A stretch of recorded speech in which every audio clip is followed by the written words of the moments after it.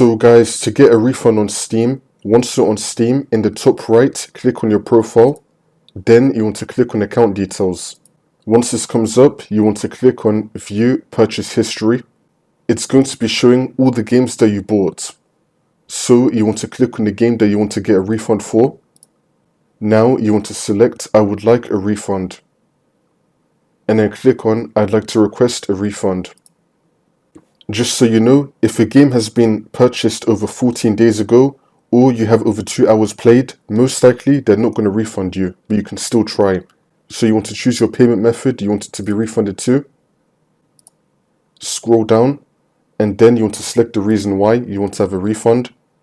For example, the multiplayer doesn't work. You can then leave a note saying that multiplayer doesn't work, or just leave any note that you want. You can put more detail than this obviously, and then click on submit request. They're then going to get back to you in a few hours, and then hopefully you can refund your game. They will send you the result to your email address.